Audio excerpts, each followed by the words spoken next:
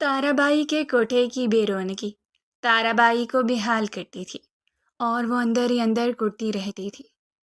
کیا بات ہے آپا؟ اس کی ملازمہ نے چھالیاں پھانکتے ہوئے پوچھا۔ کیا بتاؤں فیروزہ تمہیں، اتنی رونقی ہوا کرتی تھی، مگر ہائے رے ماری قسمت میری کہ میری نازک ریشم کی زندگی میں ایسی تبدیلی آئی کہ سب ختم ہو گیا۔ تارابائی نے آہ بھری۔ آپا، ویسے روشنی 18 کی ہونے والی ہے اور کیا قد کاٹ اور حسن ہے، ایک بار جلوہ دکھا دیا نا اس نے تو دیکھنا کیسی رونقیں ہوتی ہیں، فیروزہ نے کہا۔ خبردار فیروزہ، تم نے میری بچی کا نام بھی لیا، اندر داخل ہوتی ریشم نے غصے سے کہا۔ واہ ریشم، بس کر دیا کر میری دھی، بس تو کر دے اماں، اور میں نے اپنی بچی کو 7 پردوں میں چھپا کر رکھا ہے اور تو اسے کوٹھے کی رونق بنانا چاہتی ہے۔ جس دن ریشم مر جائے گی نا، تیری خواہش اسی دن پوری ہوگی، وہ سرد لہجے میں بولی اور ان دونوں کو ہکا بکا چھوڑ کر اپنے کمرے کی جانب بڑھ گئی۔ دیکھا تو نے سے فیروزہ؟ تارابائی جھلک کر بولی۔ دیکھ رہی ہوں آپا، اور آپ تو رونقوں کو بھول ہی جائیں، فیروزہ نے منہ بنا کر کہا۔ یہ منحوس روشنی جب سے ریشم کی گود میں آئی تب سے اس کوٹھے کی رونقیں ختم ہو گئی۔ تارابائی نفرت بھرے انداز میں بولی۔ آپا، ایک شخص کل ریما بائی کے کوٹھے پہ آیا تھا اور وہ فون میں بتا رہا تھا کسی کو کہ ریما بائی کے ہاں ایک ڈانسر ہے اور خوبصورت بھی ہے، تو وہ شو کے لیے چلی جائے گی۔ اب تو مجھے لگتا ہے کہ ریما بائی کے دن پھر جھلکیں گے۔ فیروزہ نے سرگوشی کی۔ ایک کام کرنا تم فیروزہ۔ کیا آپا؟ وہ شخص آئے تو ادھر لے آنا اور ہم روشنی کو دکھا دیں گے اسے، تارابائی نے شاطرانہ لہجے میں کہا۔ ہاں آپا، یہ ٹھیک ہے، فیروزہ نے ٹھٹھا مارتے ہوئے کہا۔ چل پھر اب نظریں گار کے رکھ ریما بائی کے کوٹھے پہ، تارابائی نے کہا۔ فیروزہ نے سر اس بات میں ہلا دیا۔ ریشم کمرے میں داخل ہوئی تو بیڈ کے بیچوں بیچ تکیے کو دبوچ کر سوئی ہوئی روشنی کو دیکھ کر اس کے چہرے پر دھیمی سی مسکراہٹ آ گئی۔ روشنی، میری جان، ریشم نے اس کی سلکی سیاہ بالوں میں انگلیاں پھیرتے ہوئے پکارا۔ وہ غنودگی میں بولی۔ میری جان، اٹھ کر عصر کی نماز پڑھ لو، ریشم نے کہا۔ ماں، ابھی تو اذان ہوئی ہے، وہ نیند میں بولی۔ تو بچے نماز وقت پر ہی پڑھنی چاہیے نا، بس 10 منٹ، ماں پھر اٹھتی ہوں، وہ غنودگی میں بولی۔ اچھا ٹھیک ہے، ریشم نے اس کا ماتھا چومتے ہوئے کہا اور پھر جائے نماز بچھا کر نماز پڑھنے لگی۔ نماز پڑھ کر وہ آیت الکرسی پڑھتے ہوئے اٹھی اور روشنی پر پھونک ماری۔ گڈ ایوننگ ماں، روشنی نے دھیرے سے آنکھیں کھولیں اور پھر بال سمیٹتے ہوئے اٹھ کر بیٹھ گئی۔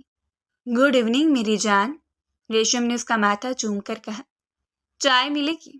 ہاں کیوں نہیں ملے گی بچے، ضرور ملے گی، تمہارے باپ کی ملیں چل رہی ہیں، تارابائی نے اندر آ کر غصے سے کہا۔ روشنی نے سہم کر ریشم کی طرف دیکھا۔ بس کیا کر اماں، میں فیکٹری جاتی ہوں نا اور کما کر لاتی ہوں۔ ہاں بہت کماتی ہو تم، مہینے کا 20,000 کماتی ہو، اور اسے 3 گنا تو جب تو ناچتی تھی تب کماتی تھی، مگر یہ منحوس نے آ کر میرے کوٹھے کا ستیہ ناش کر دیا۔ مجھے تو لگا تھا کہ اتنی سونی کڑی آئی ہے تو اب وارے نیارے ہو گے، مگر ہمارا تو حال فقیروں جیسا ہو گیا۔ بس اماں، مجھے پتا ہے کہ تجھے پیسوں سے بڑا پیار ہے، مگر پیسہ سب کچھ نہیں ہوتا، عزت نفس بھی کوئی چیز ہوتی ہے، ریشم نے سہمی ہوئی روشنی کو اپنی آغوش میں چھپاتے ہوئے کہا۔ واہ رے طوائف، تیری شرافت کا عالم، طوائفہ اگر عزت کی باتیں کرنے لگے تو بھوکے ہی مر جائیں گے ہم۔ ابھی تو سیما ہے جو جا کر مردوں کو رجھاتی ہے اور 4 پیسے کما لیتی ہے، ورنہ تو نے تو بھوکے ہی مارنا تھا۔ میں تو کہتی ہوں تو ایک بار اسے سیما کے ساتھ بھیج تو دیکھنا کہ منہ مانگے دیں گے لوگ۔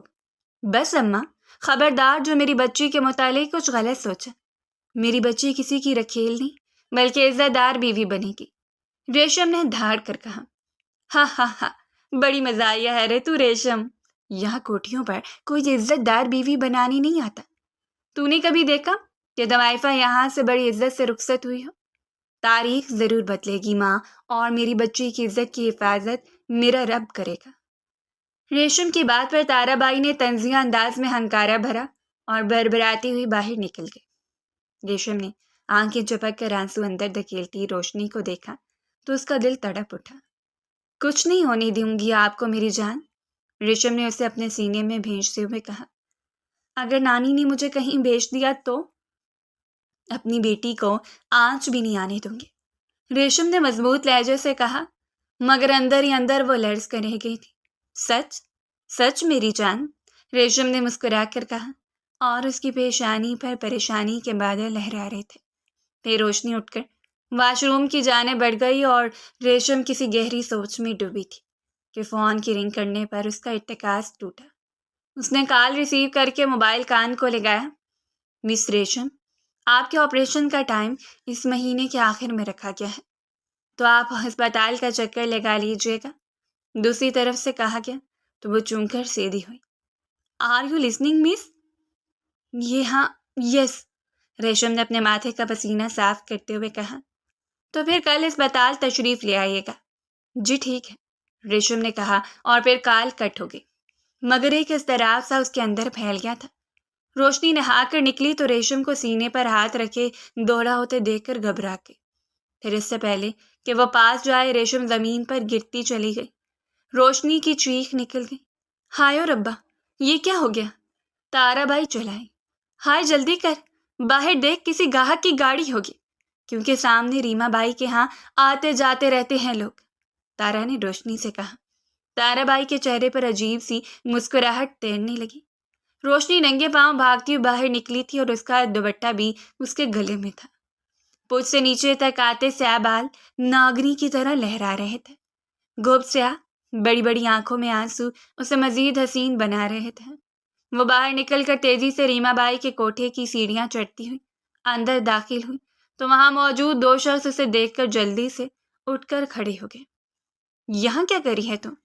خالہ، میری ماں بے ہوش ہو گئی ہے، پلیز بابو جی آپ کی ہیلپ چاہیے، وہ ایک مسحور کن پرسنالٹی والے شخص کے سامنے جا کر بولی۔ روشنی، چل جا اپنے گھر، یہ لوگ ہمارے مہمان ہیں اور ہماری بیٹی کومل سے ملنے آئے ہیں۔ ریما بائی، آپ سے پھر بات ہوگی، اس وقت ہمیں اس لڑکی کے پاس جانا ہے، کیونکہ کسی کی جان کا سوال ہے اور اگر اس کی جان کو خطرہ ہو گیا تو ہم سب پر گناہ لگے گا، اور میں تو ویسے ہی بڑا ہیلپ کرنے والا انسان ہوں۔ وہ شخص مسکرایا۔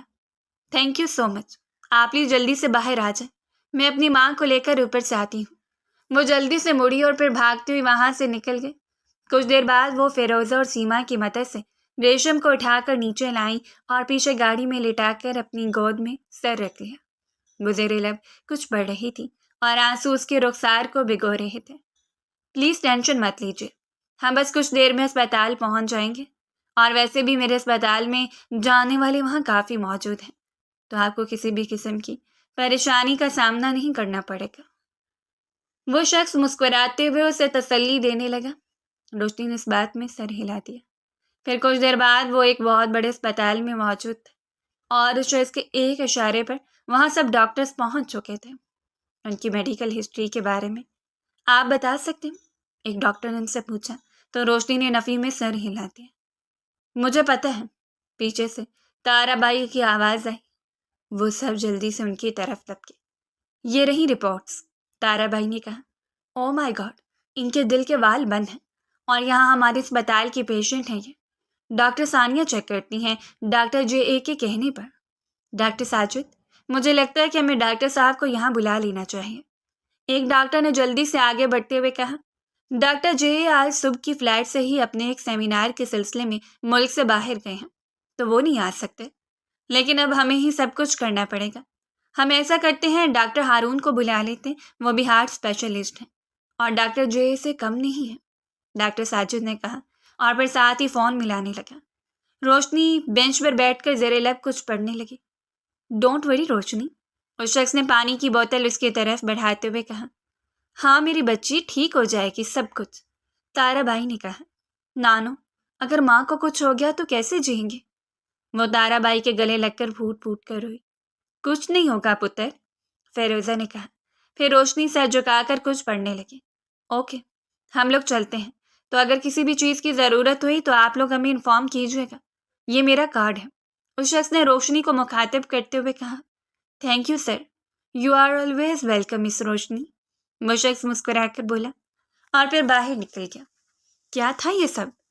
مہروز نے اسپتال کے کمپاؤنڈر میں آ کر پوچھا، کیا کیا تھا؟ وہ گوگل اپنی آنکھوں پر لگاتے ہیں انجان بنا۔ آپ اچھے سے جانتے ہیں باب کہ میں کس کے متعلق بات کر رہا ہوں؟ مجھے کیسے پتا ہو سکتا ہے کہ تم کس کے متعلق بات کر رہے ہو؟ اتنا میٹھا انداز پہلی بار دیکھا تو ہضم نہیں ہو رہا، مہروز نے کہا۔ اچھا، جب وہ پہلی بار سامنے آئی تو اس کے حسن سے تم گھومے تھے یا نہیں؟ ہاں ٹھیک ہے وہ حسین ہے، لیکن آپ کب سے حسن سے متاثر ہونے لگے کہ اس کے پرسنل معاملات میں بھی حصہ لینے لگے؟ وہ کول مین جیسا ایٹیٹیوڈ کہاں گیا؟ اور پیسے پھینکو گے تو وہ خود چلی آئے گی۔ ہاں ہاں ہاں، انسانوں کو دیکھ کر پہچان جاتا ہوں مہروز، اور وہ لڑکی پیسوں سے نہیں بکنے والی، تو پھر خریدو گے کیسے اسے؟ مہروز حیران ہوا۔ ہر چیز بکاؤ ہوتی ہے، بس خریدنے کا ہنر آنا چاہیے، اور اس بار بوب رانا اس کی مجبوری خریدے گا۔ بوب رانا نے کہا، غلط، بالکل غلط۔ پیچھے سے آواز آئی۔ دونوں اپنے پیچھے تارا بائی کو دیکھ کر حیران رہ گئے۔ اچھا، تو کیسے خرید سکتے ہیں؟ بوب رانا نے طنزیہ انداز میں پوچھا، اسے اپنے نام کر کے۔ ورنہ جو بیڈ پر پڑی میری بیٹی ہے نا، وہ تمہارے احسان کو کسی کھاتے میں نہیں لائے گی، اور اس لڑکی کے لیے تو وہ جان قربان کر دے۔ لیکن اگر اس لڑکی سے شادی کریں گے تو وہ آپ کے ہاتھوں کی کٹ پتلی ہوگی۔ واہ تارا بھائی، میں تو امپریس ہو گیا آپ سے۔ اسے مجبوری کے نام پر میرے در پر لے آئیے گا اور آپ کو آپ کی سوچ سے زیادہ نوازوں گا، بوب رانا نے مسکراتے ہوئے کہا۔ ابھی کچھ دیر تک لے آؤں گی، تارا بائی نے مسکراتے ہوئے کہا۔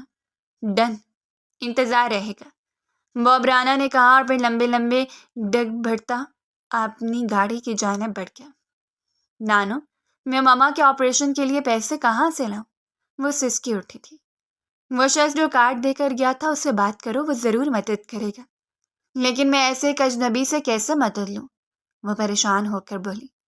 اپنوں سے اپنا ہے وہ، اس وقت مدد کی جب تمہیں سب سے زیادہ ضرورت تھی، اور وہ نہیں منع کرے گا۔ تمہیں چل مس میرے ساتھ، ہم اس کے پاس جاتے ہیں۔ روشنی نے اس بات میں سر ہلا دیا۔ پھر وہ ایک فلیٹ ایریا میں پہنچے تو مہروز نے ان کا استقبال کیا۔ پھر وہ لوگ مہروز کی معیت میں چلتے ہوئے ایک فلیٹ میں پہنچے۔ آپ لوگ بیٹھیے، سر آتے ہوں گے، مہروز نے کہا۔ روشنی سر جھکا کر صوفے پر بیٹھ گئی۔ کچھ دیر بعد بوب رانا کمرے میں آیا اور روشنی کے سامنے بیٹھ گیا۔ اتنا معصوم حسن نہیں دیکھا کبھی، اور اپنے حسن انجان بھی ہو۔ کمرے میں اس کی بھاری آواز گونجی تو روشنی نے چونک کر اسے دیکھا، جو کہ ایکس رے کرتی نگاہوں سے اسے دیکھ رہا تھا۔ روشنی کا دل گھبرا گیا۔ کیا مدد کر سکتا ہوں آپ کی؟ بوب رانا نے ہنوز اس پر نگاہیں جمائے ہوئے پوچھا۔ وہ بس ایک فیور کر دے کہ کچھ پیسے دے دیں، وہ نم لہجے میں بولی۔ کتنے؟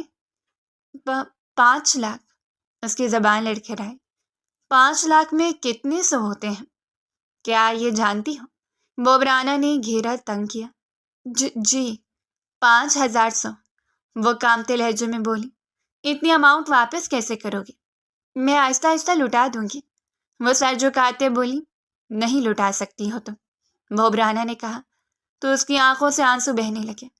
روئیے مت، میرے پاس ایک آپشن ہے آپ کے لیے کہ جس سے آپ اپنے پیسے لٹا سکتی ہیں۔ وہ اس کے گرد گھیرا تنگ کرتے ہوئے بولا۔ جی بتائیے، میں آپ کے پیسے لٹانے کے لیے کچھ بھی کروں گی۔ سوچ لیجیے، یہ نہ ہو کہ بعد میں مکر جائے، بوب رانا نے مسکراتے ہوئے کہا۔ نہیں، آپ بتائیے، میں نہیں مکروں گی۔ آپ کو مجھ سے 6 مہینوں کے لیے شادی کرنی ہوگی۔ بوب رانا کی بات پر اس کا رنگ اڑ گیا۔ اس نے بے یقینی سے اسے دیکھا۔ آپ میری مجبوری خریدنا چاہتے ہیں؟ جب آپ بیچنا چاہتی ہیں تو میں خریدنے میں انٹرسٹ رکھتا ہوں، اور اپنے فائدے کی چیز میں کبھی چھوڑتا نہیں ہوں، وہ مسکراتے ہوئے بولا۔ لیکن مجھ سے شادی کیوں کرنا چاہتے ہیں، وہ بھی 6 مہینے کے لیے؟ وہ اپنے رخسار سے آنسو صاف کرتے ہوئے بولی۔ یہ تو آپ کو وقت آنے پر پھر بتا ہی دوں گا۔ فی الحال نکاح خواہ بھی موجود ہیں اور گواہ بھی موجود ہیں، تو نکاح ابھی کر لیتے ہیں، اور آپ کا حق مہر 10 لاکھ دوں گا آپ کو، اور اس حق مہر سے آپ پر جو بھی کرنا چاہیں کر سکتی ہیں۔ نہیں، میں اپنی ماما کی اجازت کے بغیر کبھی کچھ نہیں کروں گی، وہ اٹھتے ہوئے بولی۔ بیٹھ جا روشنی، کیا نہیں کیا اس نے تمہارے لیے؟ اپنے عیش و آرام کو ٹھوکر مار کر تمہیں کھانا دینے کے لیے مزدوری کرتی رہی ہے، تو اس کے لیے اتنا بھی نہیں کر سکتی؟ تارا بائی نے غصے سے کہا۔ لیکن آنی ماں کی اجازت کے بغیر نہیں کر سکتی۔ تجھے کیا لگتا ہے کہ تو اپنی ماں کو اگر بتائے گی کہ تو نے 6 مہینوں کے لیے شادی کرنی ہے تو وہ کرنے دے گی؟ ایسا وہ کبھی بھی نہیں کرنے دے گی۔ تو اچھے سے جانتی ہے کہ وہ تجھ سے کتنی محبت کرتی ہیں، لیکن اب جب تمہاری محبت کی باری آئی ہے تو تم اپنی ذمہ داریوں سے پیچھے ہٹ رہی ہو، تارا بائی نے کہا۔ اس نے بے بسی سے آنکھیں میچیں اور پھر گرتے سے انداز میں صوفے پر بیٹھ گئی۔ پھر کچھ دیر بعد وہ روشنی بوب رانا کی بیوی بن چکے تھے۔ پھر بوب رانا نے اسے 10 لاکھ کیش دیے اور وہ فیروزہ کے ساتھ چلی گئی۔ یہ رہا آپ کا 2 کروڑ کا چیک تارا بائی۔ ہم قدردان لوگ ہیں، آپ نے جو ہمیں بتایا ہم نے اس پر عمل کیا تو یہ سب ممکن ہوا۔ 2 کروڑ بڑی کم قیمت لگائی ہے آپ نے تارا بائی، روشنی کی کوئی قیمت ہے بھی نہیں۔ ایک بار یہ لڑکی سکرین پر آ گئی نا تو قیامت برپا ہوگی۔ اور یہ قیمت میں نے تمہاری ایڈوائس کی لگائی ہے، نہ کہ روشنی کی۔ اور یہ بہت بڑی قیمت ہے، کافی عرصے تک تم بیٹھ کر کھا سکتی ہو۔ اگر ختم ہو جائے تو پھر بوب رانا کے پاس آ جانا، بوب رانا تمہیں خیرات دے دے گا۔ بڑا ویسے غرور ہے آپ کو صاحب خود پر، لیکن ایک بات یاد رکھیے گا، جس دن یہ ضرور خاک میں مل گیا نہ تو مجھ کو یاد کر لیجیے گا، تارا بائی نے طنزیہ انداز میں کہا اور پیسے اٹھا کر باہر نکل گئی۔ کیا تھا یہ سب؟ آپ کانٹریکٹ میرج کر لی؟ کیا اس طرح روشنی کو نہیں خرید سکتے تھے؟ تمہیں کیا لگتا ہے میں روز کے وہ بک جاتی؟ ویسے اگر میں اسے پیسے دیتا نا تو وہ مکر جاتی، بعد میں تو وائف زادیوں کے کوئی ایمان نہیں ہوتا۔ وہ نفرت بھرے انداز میں بولا۔ آپ کی ممی کو پتہ چلا تو وہ پھر ناراض ہوں گی، مہروز نے آہستہ سے کہا۔ وہ مجھ سے ناراض نہیں ہوں گی کیونکہ وہ اچھے سے جانتی ہیں کہ ان کا بیٹا جو بھی کرتا ہے وہ بہت سوچ سمجھ کر کرتا ہے۔ یہ لڑکی پیسے لینے کے بعد بھی کبھی بھی ڈانس کے لیے نہیں مانے گی، مگر اس کا دل چڑیا کی مانند ہے۔ میری قربت اسے یہ سب کرنے پر مجبور کرے گی، بوب رانا نے صفاق لہجے میں کہا۔ تو زبردستی کریں گے اس بار آپ؟ مہروز نے تلخ لہجے میں پوچھا۔ وقت آنے پر یہ بھی کر جاؤں گا کیونکہ میں نے اس پر پیسہ لگایا۔ 2 کروڑ کو 200 کروڑ بنانے کی ضد ہے میری اور یہ پوری کروں گا۔ اگر وہ زبردستی کرنے کے باوجود بھی آپ کی بات نہ مانی تو؟ کیونکہ آخر کو وہ ایک طوائف زادی ہے اور ایسی لڑکیاں نہ جانے کتنے مردوں کی باہوں میں جاتی ہیں۔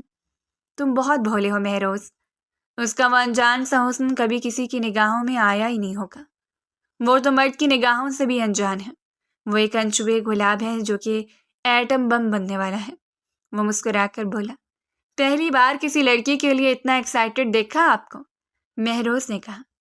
چیز ہی ایسی ہے، بوب رانا نے وائن کا گلاس لبوں سے لگاتے ہوئے کہا اور پھر بوتل پکڑ کر ایک سانس میں اپنے اندر انڈیل دی۔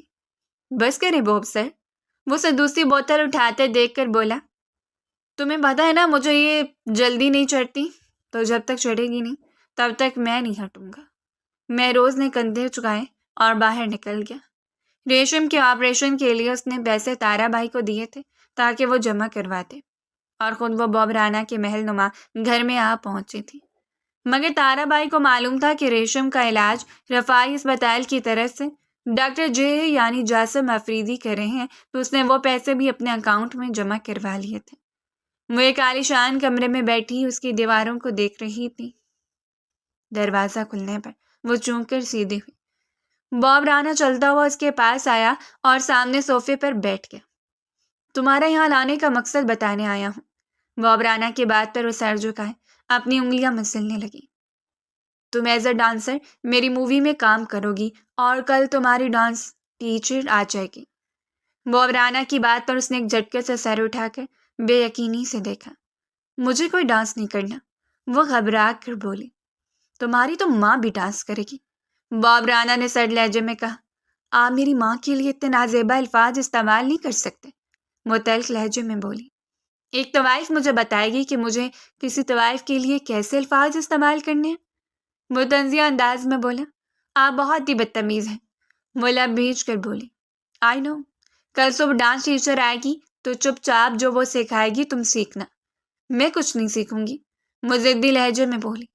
تم جیسی کو سیدھا کرنا مجھے اچھے سے آتا ہے، وہ سرد لہجے میں بولتا ہوا اپنے شرٹ کے بٹن کھولنے لگا۔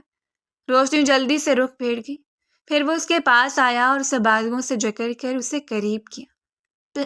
پلیز ڈونٹ، وہ تڑپ کر بولی، اور آنسو اس کے شفاف رخسار پر پھسل گئے۔ اس کی گرفت ڈھیلی ہو گئی، پھر وہ اسے پیچھے دھکیل کر شرٹ پہن کر باہر نکل گیا۔ روشنی بیڈ پر بیٹھ کر پھوٹ پھوٹ کر روئی، پھر روتے روتے نہ جانے کا بانک لگ گئی۔ پھر جب آنکھ کھلی تو فجر کی اذان کی آواز آ رہی تھی۔ وہ اٹھی اور اس نے وضو کر کے نماز پڑھی اور پھر قرآن پاک پڑھنے لگی۔ اس کی آنکھیں بار بار چھلک رہی تھیں اور وہ ریشم سے ملنے کے لیے بے قرار ہو رہی تھی۔ پھر قرآن پاک پڑھ کر وہ مڑی تو آنکھوں میں حیرت کے تاثرات لیے کھڑے بوبرانہ کو دیکھ کر چونکی۔ کیا بات ہے؟ ایک طوائف اور نماز؟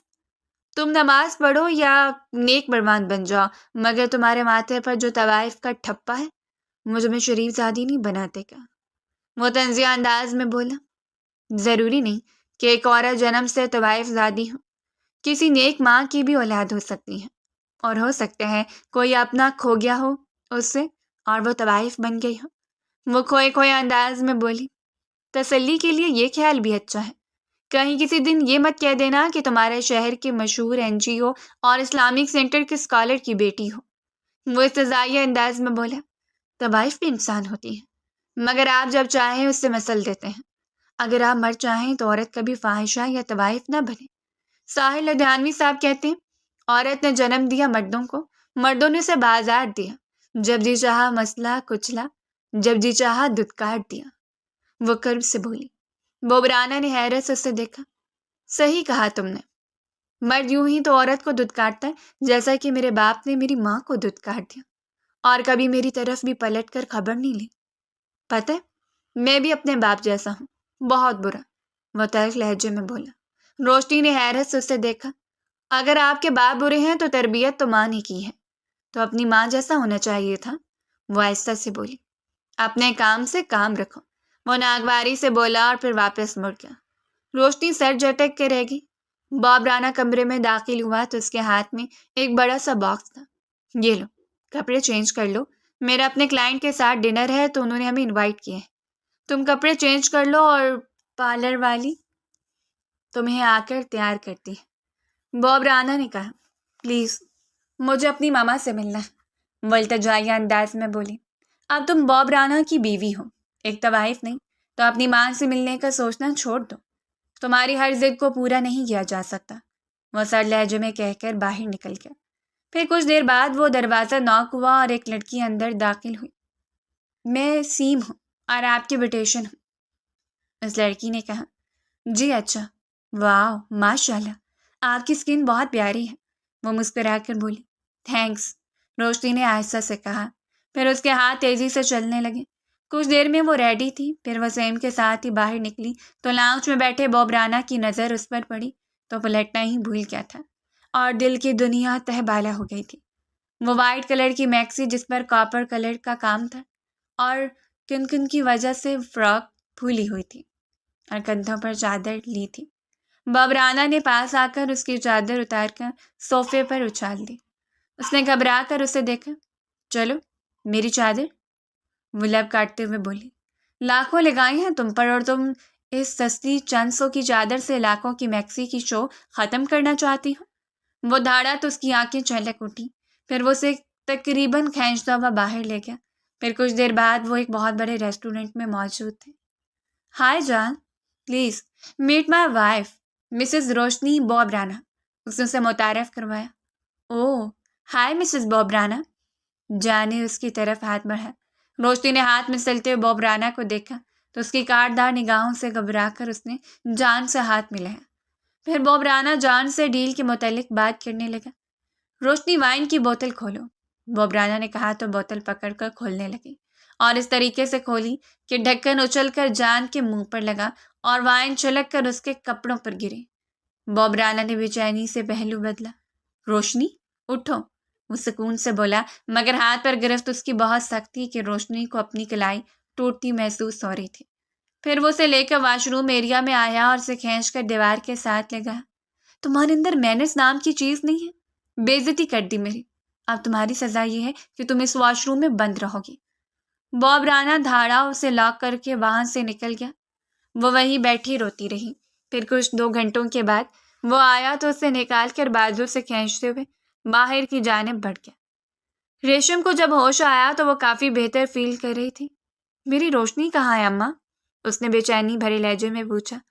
تمہاری بیٹی کو میں نے بوب رانا سے بیاہ دیا ہے، اب کچھ عرصے تک وہیں رہے گی، اور جب وہ بوب رانا کا دل بھر جائے گا تو اسے طلاق دے دے گا۔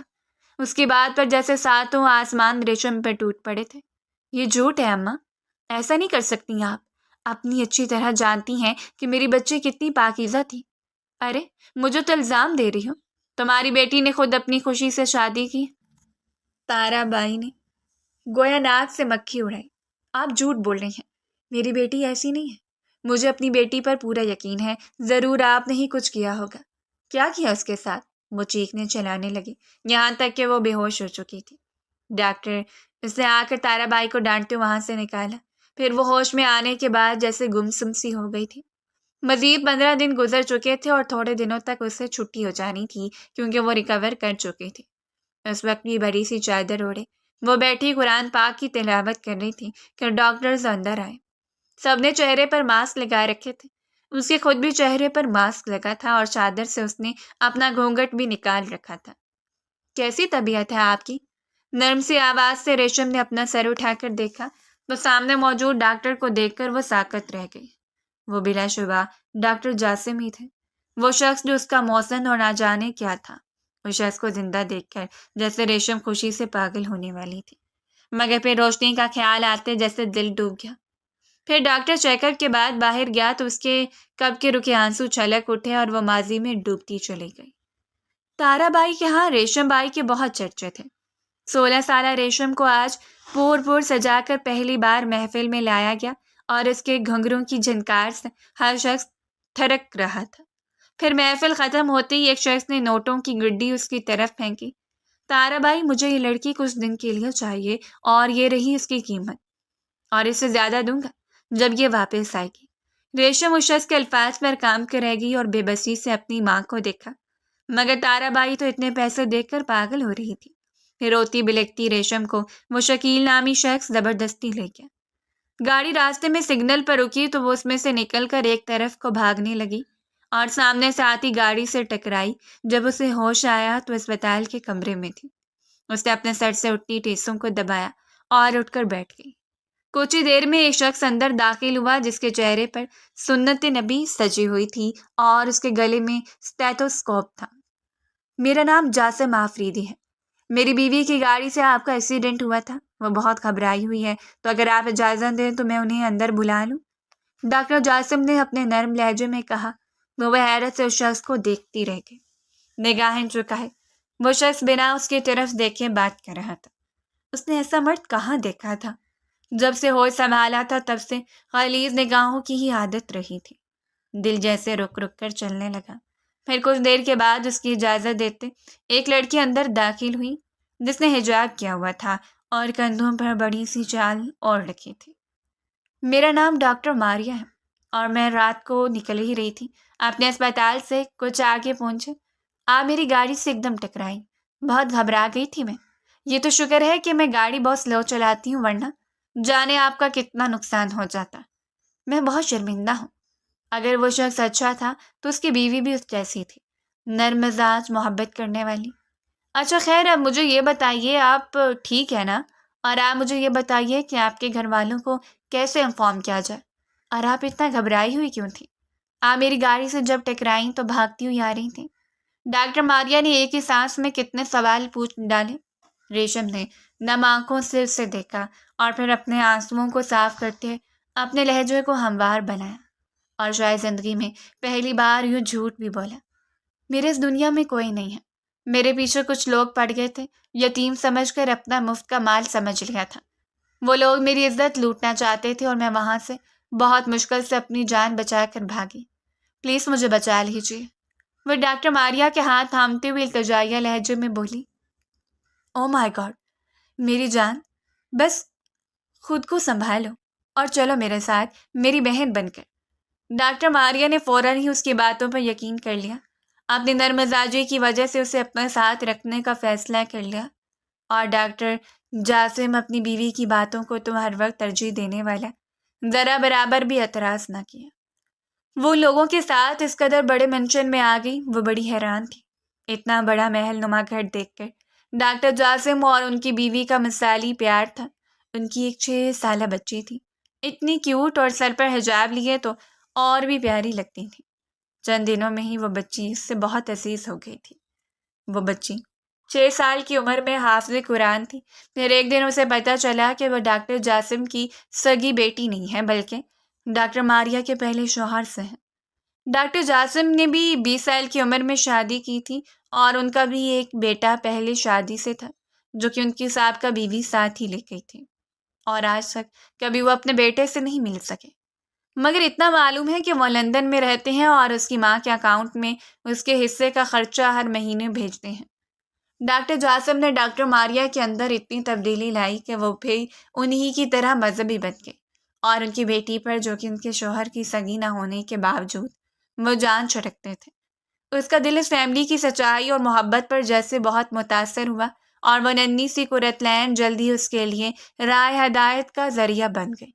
مگر اسے آئے ہوئے بھی یہاں 6 مہینے ہوئے تھے کہ اچانک سے ڈاکٹر جاسم کے گھر کچھ ملحدوں نے حملہ کر دیا، کیونکہ ڈاکٹر جاسم ان ملحدوں کے خلاف ایک کتاب لکھ چکے تھے، اور اس حملے میں ان کی بیوی بہت زخمی ہوئی، اور ڈاکٹر جاسم کو بھی 3 گولیاں لگی تھیں، اور ان کی بیوی ڈاکٹر ماریا نے اس سے التجا کرتے ہوئے اسے پچھلے راستے سے جانے کو کہا، اور پھر اسے اس طرح خبروں سے پتہ چلا تھا کہ ڈاکٹر ماریا کی وفات ہو گئی اور ڈاکٹر جاسم بھی خطرے میں ہے۔ پھر وہ اس سے پہلے کہ کسی طرح قرۃ العین کو لے کر کہیں جائے، دوبارہ سے اپنی ماں تارا بائی کے ہاتھ چڑھ گئی۔ اگر تو اپنی اس ننھی سی شہزادی کو بچانا چاہتی ہے تو دوبارہ سے میرے کوٹھے کو تمہیں آباد کرنا ہوگا، تارا بائی نے صفاقی سے کہا تو نفرت سے اپنی ماں کو دیکھنے لگی۔ پھر اس نے قرۃ العین کو بچانے کے لیے دوبارہ سے تارا بائی کے کوٹھے کو رونق بخشی، لیکن دن کے وقت وہ ایک فیکٹری میں کام کرتی تھی اور اسی سے قرۃ العین کو کھانا کھلاتی تھی، کیونکہ اس کا کہنا تھا کہ وہ نیک ماں باپ کی بیٹی ہیں اور وہ اسے حرام کا لقمہ نہیں کھلائے گی۔ جس بچے کو اس نے 12 سال سے سنبھال کر رکھا تھا، آج اس کی وہ بیٹی غائب ہو چکی تھی۔ وہ جو شخص کو اس کی امانت واپس کرنا چاہتی تھی، آج کس منہ سے اس کے سامنے جائے گی؟ اسی لیے وہ ڈاکٹر جاسم سے ملنے کا ارادہ ترک کر کے وہ ماضی سے حال میں واپس آئی تو اس کا پورا چہرہ آنسوؤں سے تر تھا۔ وہ کتنی دیر یوں ہی گمسم سی بیٹھی رہی اور یہی سوچتی رہی کہ وہ کس طرح ڈاکٹر جاسم کو بتائے گی کہ وہ ان کی امانت کی حفاظت نہیں کر پائی۔ اس نے تو اپنی طرف سے پوری کوشش کی تھی، مگر قدرت نے اسے اس قدر بے بس کر دیا کہ وہ نہ چاہتے ہوئے بھی اپنی بیٹی کو بچا نہیں پائی۔ مگر اس نے سوچ لیا تھا کہ وہ اپنی بیٹی کو اس مصیبت سے نکال کر دم لے گی۔ وہ اپنی نیک پیاری سی بیٹی کو کسی درندے کے ہاتھوں برباد ہونے نہیں دے سکتی تھی، اسی لیے یہاں سے جاتے ہی وہ سب سے پہلے یہی کام کرنے والی تھی۔ پھر کچھ دیر کے بعد وہ سونے کے لیے لیٹ گئی۔ مزید 2 دن گزر چکے تھے اور آج اس کو اسپتال سے چھٹی ہو رہی تھی، مگر وہ تارا بائی کے ساتھ اس کے کوٹھے پہ نہیں جانا چاہتی تھی۔ اسے سب سے پہلے بوب رانا کو ڈھونڈ کر اس سے اپنی بیٹی کو لینا تھا، اور پھر اس کے بعد اسے کیا کرنا تھا یہ تو اس نے ابھی سوچا نہیں تھا، مگر اتنا تو اس نے سوچ لیا تھا کہ اب کی بار وہ اس کوٹھے پر واپس نہیں جائے گی، اور اپنی بیٹی کو تو بالکل بھی وہ اس جگہ پر نہیں رکھے گی، کیونکہ وہ گندگی اب اس کی بیٹی کو نگلنے کے لیے تیار تھی۔ اس کی بیٹی کی جوانی کو کیش کرنے کے لیے تارا بائی اب کسی بھی حد تک جا سکتی تھی۔ وہ تارا بائی جو اپنی سگی بیٹی کی نہ ہو سکی، وہ کسی اور کی کیا ہوگی؟ وہ بھی کپڑے تبدیل کر کے بے دہانی میں باہر نکلی تو سامنے ڈاکٹر جاسم اس کی فائلز دیکھ رہے تھے۔ اس سے پہلے کہ اپنے چہرے پر نقاب لیتی، ڈاکٹر جاسم کی نظر اس پر پڑی اور وہ جیسے ساکت رہ گئے۔ وہ گمسم سی اپنے کمرے میں بیٹھی تھی کہ مہروز اندر داخل ہوا۔ بھابھی، اپنا بیگ وغیرہ پیک کر لیجئے، ہم لوگ یہاں سے شفٹ کر رہے ہیں، ہم لوگ اپنے نیو والے گھر میں جا رہے ہیں، مہروز نے کہا تو وہ چپ چاپ اٹھ کر اپنی تیاری کرنے لگی۔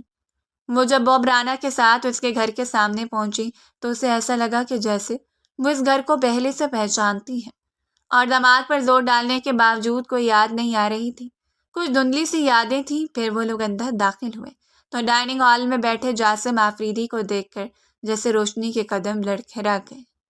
وہ اس گھر کے باہر کا نقشہ ضرور بھول سکتی تھی، مگر اس چہرے کو کیسے بھولتی؟ وہ مہربان چہرہ اس شخص کا تھا جس نے سب سے پہلی انگلی تھام کر اسے چلنا سکھایا تھا۔ ہائے مسٹر آفریدی، کیسا لگا سرپرائز؟ وہ چہک کر بولا۔ کون ہو تم اور میرے گھر کیا کر رہے ہو؟ جاسم آفریدی نے حیرت سے پوچھا۔ میں وہ شخص ہوں جس کو آپ کا وارث کہا جا سکتا ہے۔ نام تو میرا وجدان آفریدی ہے، مگر دنیا مجھے بوب رانا کے نام سے جانتی ہے۔ وہ بولتا چلا گیا اور جاسم آفریدی کا رنگ جیسے زرد پڑ گیا۔ میرا بیٹا؟ وہ تڑپ کر آگے بڑھنے لگے، مگر بوب رانا نے ہاتھ کھڑا کرتے ہوئے انہیں وہیں روک دیا اور روشنی تو پھٹی پھٹی نگاہوں سے اسے دیکھ رہی تھی۔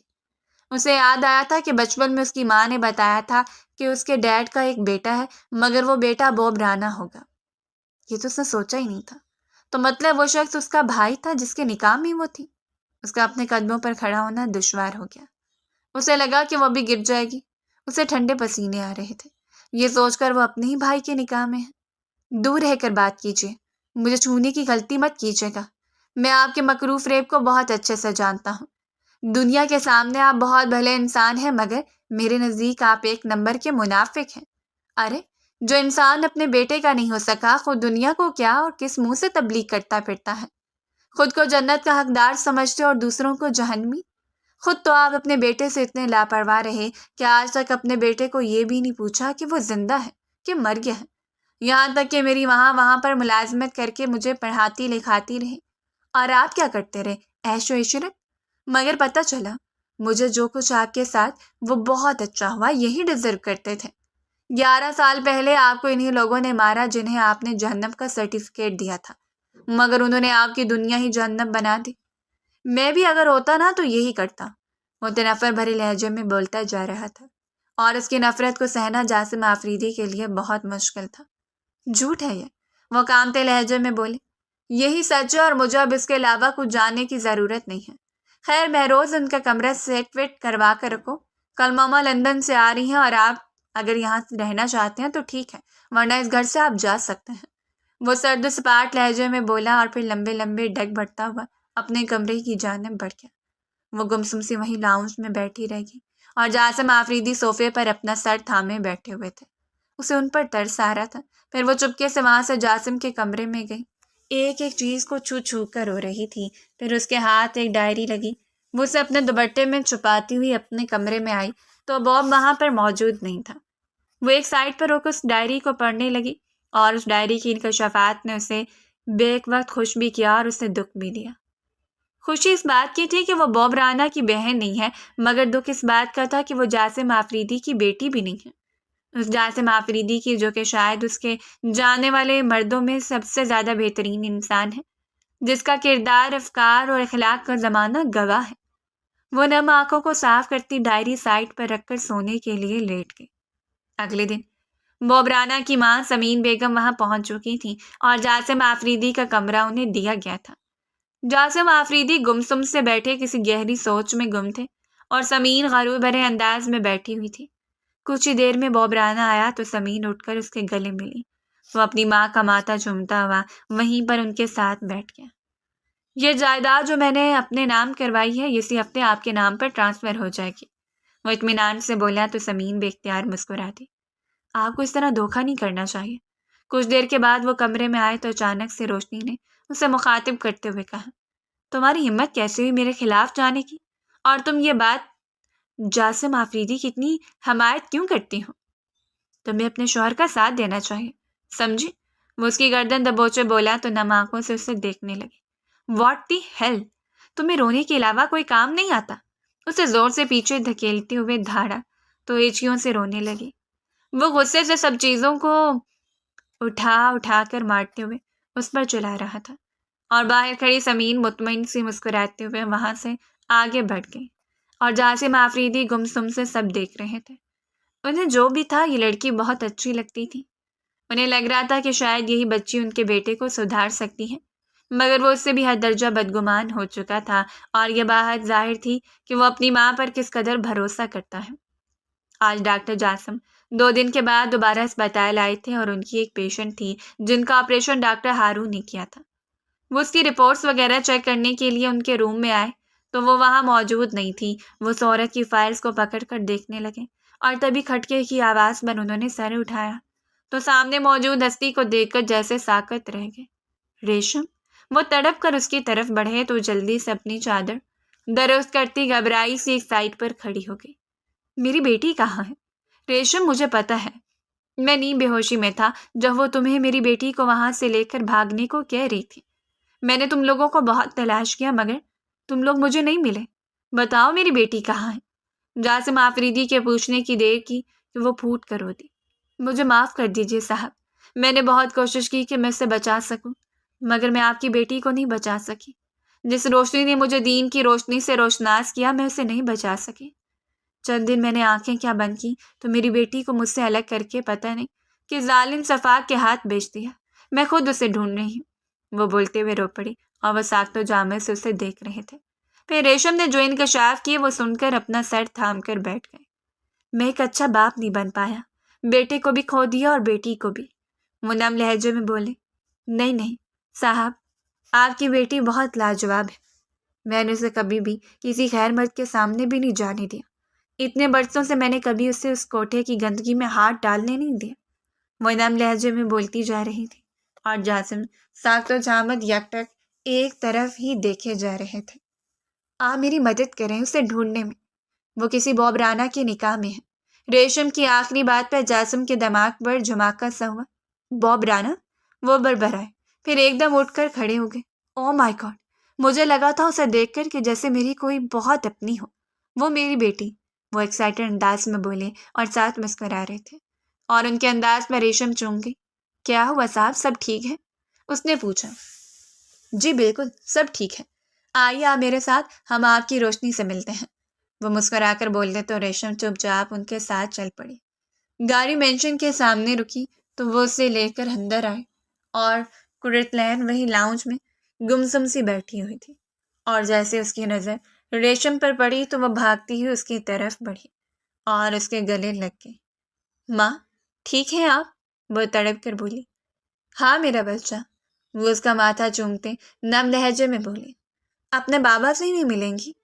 کورٹ لین بچہ، جاسم گلگی لہجے میں بولے تو وہ تڑپ کر ان کے سینے سے لگی، تڑپ تڑپ کر رو دی، اور بوب رانا جو کہ سیڑھیوں پر کھڑا تھا اس انکشاف پر شوق رہ گیا۔ پھر وہ غصے سے نیچے آیا۔ تو تم ہو وہ جس کی وجہ سے میرا باپ مجھ سے دور رہا، تمہاری ماں ہی تھی نا وہ فساد کی جڑ جس نے میری ماں کا گھر اجاڑا، مجھ سے بازو سے دبوچے غرا کر بولا تو کورٹ لین کا رنگ اڑ گیا۔ وہ کچھ کہنا چاہتی تھی مگر بوب رانا نے اسے زور سے دھکا دیا اور لمبے لمبے ڈگ بڑھتا وہاں سے نکلتا چلا گیا۔ سمیع نے فاتحانہ نگاہوں سے دیکھا۔ تمہارے بیٹے کے دل میں نے اتنی نفرت بھری ہے کہ تمہیں برسوں لگ جائیں گے اس نفرت کو ختم کرنے میں، سمیع نے تنفر بھرے لہجے میں کہا۔ کون سے جھوٹ بولے ہیں میرے بیٹے سے آپ نے؟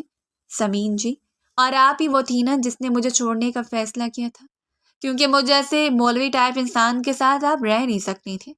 آپ نے یہ یقیناً اپنے بیٹے کو نہیں بتایا ہوگا، بلکہ آپ نے یہ بتایا کہ میں نے ماریا کو اپنی زندگی میں شامل کرنے کے لیے آپ کو چھوڑا، رائٹ؟ وہ طنزیہ انداز میں بولا۔ ارے واہ، تم تو بہت سمجھدار ہو۔ صحیح، لوگ تمہیں مانتے ہیں، سمیع طنزیہ انداز میں بولی۔ تم جہاں سے بول رہی ہو مجھے اچھے سے پتہ ہے، مگر میں تمہیں بتا دوں، میرا یہ چیلنج ہے، کچھ ہی دنوں میں میرا بیٹا اتنا بدل جائے گا کہ تم خود حیران رہ جاؤ گی۔ اور رہا یہ تمہارا جھوٹ، فریب، وہ تمہارے ہی منہ سے اس کے سامنے آئے گا انشاءاللہ۔ مجھے اپنے رب پر پورا بھروسہ ہے اور اپنی بیٹی پر بھی، وہ بولتا چلا گیا۔ تمہاری یہ بیٹی منہ بولی بیٹی یہ بہت جلد میرے بیٹی کی زندگی سے اڑ جائے گی، کیونکہ وہ تمہاری بیوی سے بہت نفرت کرتا ہے اور تم سے ریلیٹڈ ہر رشتے سے بھی، وہ مغرورانہ انداز میں بولی تو وہ استہزائیہ مسکراہٹ سے اسے دیکھنے لگا۔ چلو دیکھتے ہیں میرا اللہ پر بھروسہ زیادہ مضبوط ہے یا تمہارا غرور، وہ تڑک کر بولا اور پھر اٹھ کر وہاں سے چلا گیا، اور جاتے جاتے ملازمہ کو حکم دیا کہ ریشم کو گیسٹ روم میں پہنچا دے۔ وہ اپنے کمرے میں آ کر بے چینی سے ٹہلتے ہوئے یہی سوچ رہی تھی کہ اپنے بیٹے تک یہ حقیقت کیسے پہنچائی جائے۔ تو وہ برا باپ نہیں ہے بلکہ اسے بنا دیا گیا ہے۔ پھر انہوں نے ہمیشہ کی طرح نماز حاجت پڑھی اور تب تک نوافل پڑھتے نہیں جب تک دل مطمئن نہ ہو گیا۔ پھر اللہ سے گڑگڑا کر اپنے بیٹے کی ہدایت کے لیے دعا مانگتے ہوئے اپنی بیٹی کی خوشیوں کی دعا مانگی اور پھر مطمئن سے سونے کے لیے اپنے بستر کی جانب بڑھ گئی۔ مہروز کو ابھی ابھی فون آیا تھا کہ وجدان نے بہت زیادہ پینے کے بعد ایک ہنگامہ برپا کیا ہے۔ وہ جلدی سے اٹھ کر کلب پہنچا اور وہاں سے اسے بمشکل لے کر گھر کے لیے نکلا تھا۔ پورے راستے وہ قرۃ العین کو یاد کرتا جا رہا تھا۔ پھر گھر کے پاس پہنچے تو اسے پکڑ کر اندر لے جانے لگا، مگر وہ اندر جانے کو تیار نہیں تھا۔ مہروز نے زبردستی اسے لے کر اندر کی جانب بڑھا۔ چھوڑو مجھے، وجدان چلایا۔ سر آپ کو کمرے میں چھوڑاتا ہوں، مہروز نے اس کے ڈولتے وجود کو سنبھالتے ہوئے کہا۔ مجھے روشنی کے پاس جانا ہے، وہ بامشکل آنکھیں کھولتے ہوئے بولا۔ سر میم کا حکم ہے کہ آپ کو آپ کے کمرے میں چھوڑ آؤں۔ نہیں، بولا ہے نا کہ مجھے روشنی کے پاس جانا ہے، وہ اونچی آواز میں بولا اور پھر 2 قدم چلا کے ٹیبل کے ساتھ ٹکرایا اور واز زمین پر گر کر ٹوٹ گیا۔ شش، وہ فنگر منہ پر رکھتا ہوا بولا۔ اسی وقت زمین باہر نکلی تو لڑکھڑاتے ہوئے پاس آیا۔ مجھے روشنی چاہیے، وہ پاس آ کر بولا۔ مہروز سنبھالو اسے اور اس کے کمرے میں چھوڑ کر آؤ، سمین نے سرد لہجے میں کہا۔ انہیں مجھے میری روشنی کے پاس جانا ہے، اگر آپ نے مجھے نہ جانے دیا تو میں یہاں پر دھرنا دے دوں گا، احتجاج کروں گا، وہ آلتی پالتی مار کر بیٹھتے ہوئے بولا۔ مہروز اسے کمرے میں لے کر جاؤ، اور جب تمہیں معلوم ہے کہ اتنی پی کر خود کو سنبھال نہیں پاتا تو پینے ہی کیوں دی تم نے؟ سمین دھاڑ کر بولی۔ میں سر کو کیسے روکوں، وہ پیتے ہوئے کسی کے قابو میں نہیں آتے۔ مہروز نے لب کاٹتے ہوئے کہا۔ اچھا بس ٹھیک ہے، اب جاؤ اور اسے کمرے میں چھوڑ کر آؤ۔ نہیں، میں اپنی روشنی کے کمرے میں جاؤں گا، وہ چلایا۔ اوف، جاؤ اسے اس کے کمرے میں ہی چھوڑاؤ، سمین نے ناگواری سے کہا۔ مہروز اسے سہارا دے کر کمرے میں لایا تو گھٹنے میں سر دے کر بیٹھی روشنی نے سر اٹھا کر دیکھا اور پھر جلدی سے کھڑی ہو کر اسے تھام لیا۔ پلیز سنبھالو انہیں، مہروز نے کہا اور باہر نکل گیا۔ میری روشنی، وہ بیڈ پر گرنے والے انداز میں لیٹتے ہوئے بولا۔ روشنی نے اس کے شوز اور جرابیں اتاری اور اس کے پاس آ کر بیٹھ گئی۔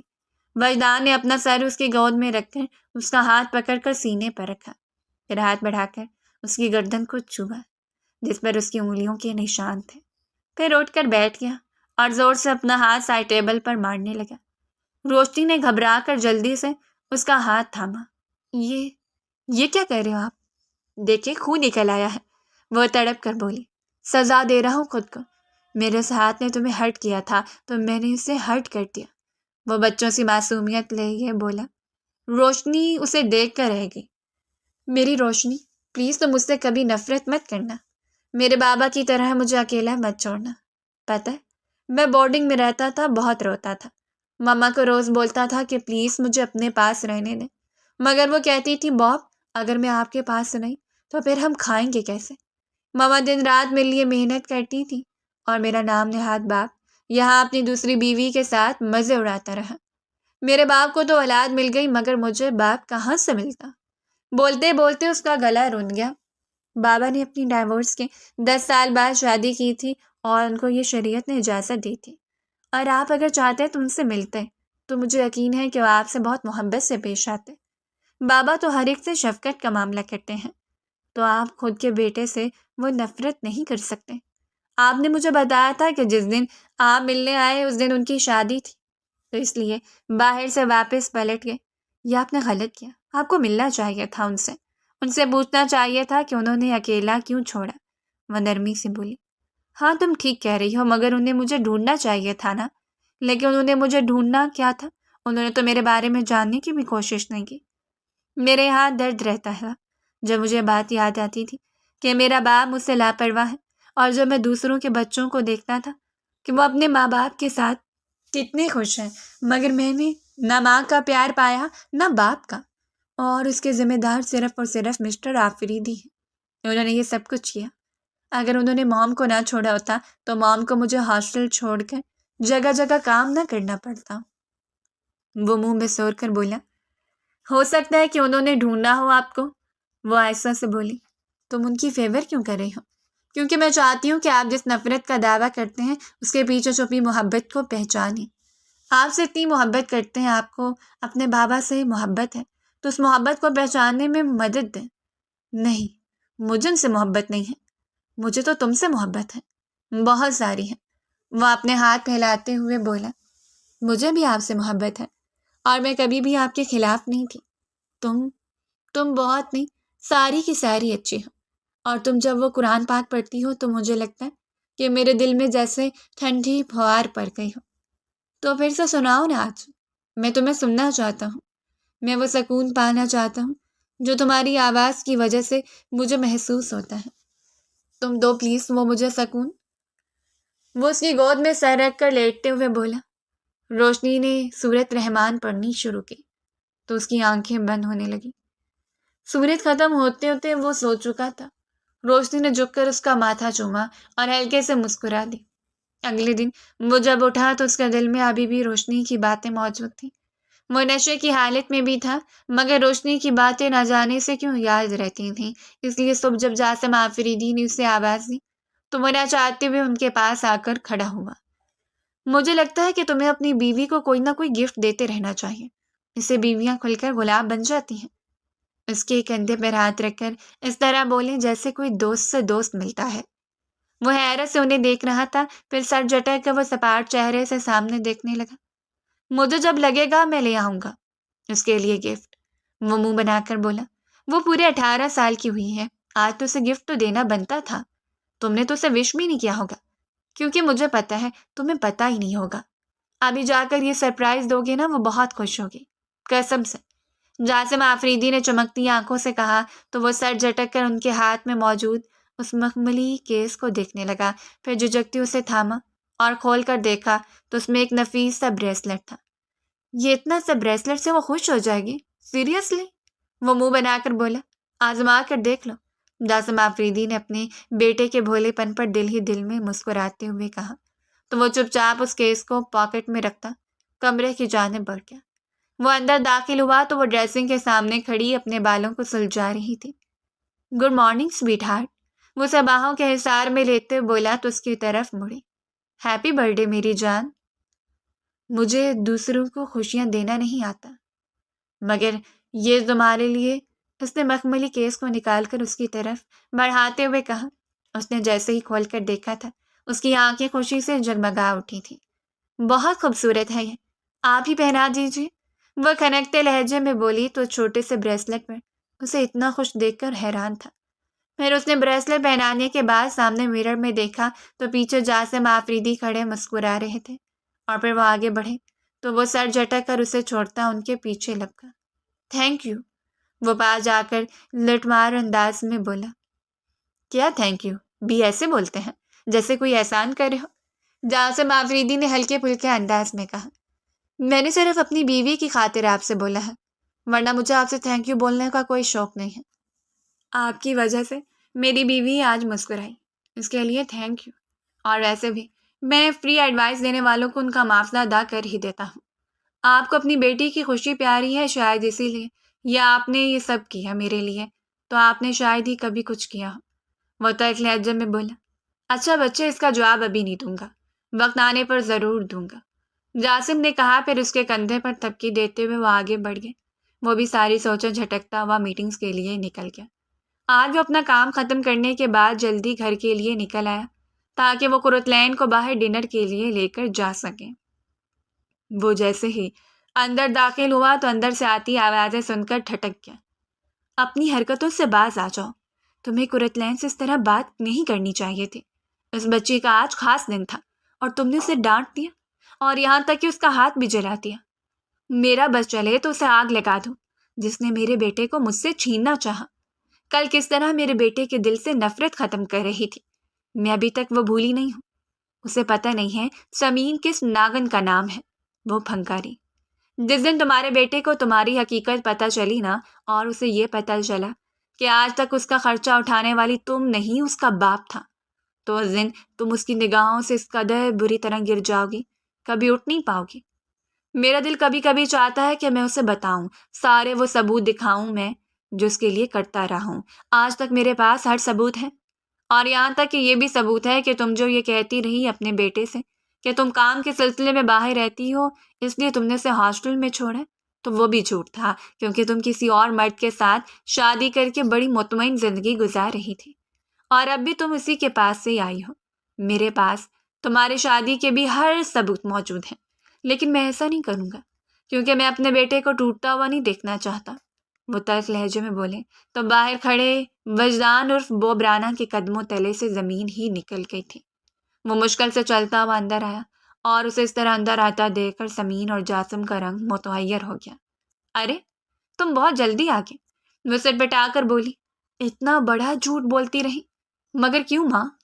وہ ٹوٹے لہجے میں بولا تو جاسم نے اس کے کندھوں سے پکڑ کر اس کا رخ اپنی طرف کیا تو ان کے گلے لگ کر تڑپ تڑپ کر رو دیا۔ پھر وہ آہستہ سے ان سے الگ ہوا اور لمبے لمبے ڈگ بھرتا ہوا اپنے کمرے کی جانب بڑھ گیا۔ کہا تھا نا میں نے اپنی حرکتوں سے باز آ جا، دیکھو کس قدر ٹوٹ گیا ہے ہمارا بیٹا۔